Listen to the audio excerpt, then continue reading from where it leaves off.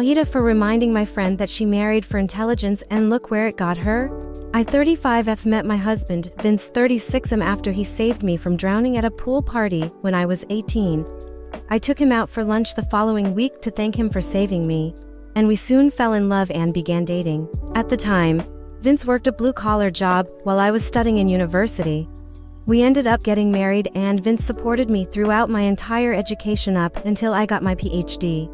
Vince always told me that he wanted to study in university but had learning disabilities that made it difficult for him to study in a classroom. At times he was embarrassed by the fact that he had to work twice as hard compared to people around him, but I always found that to be admirable about him.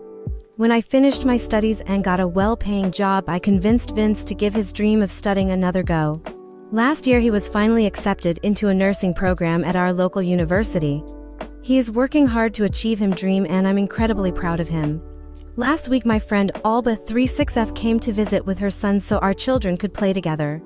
Alba was my roommate during my first year in university. She began dating her husband Leo around the same time I started dating Vince. Leo was an obnoxious law student who later on became an even more obnoxious attorney.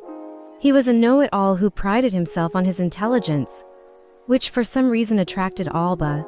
At the time, Alba would sometimes tease me that I could do better than Vince, and would offer to set me up with one of Leo's law school buddies, but I would always refuse, and she eventually dropped the subject.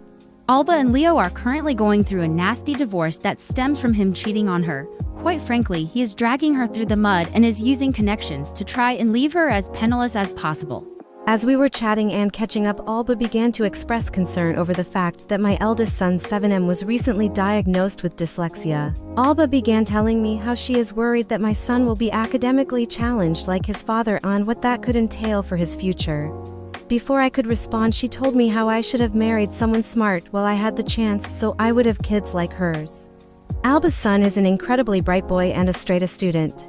I told Alba her advice was unnecessary and reminded her where marrying for intelligence got her.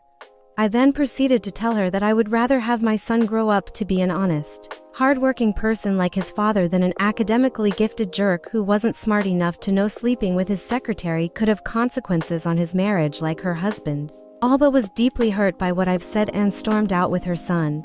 Some mutual friends are now chiming in and are telling me that I was too harsh on Alba for using her failing marriage to prove my point and should apologize.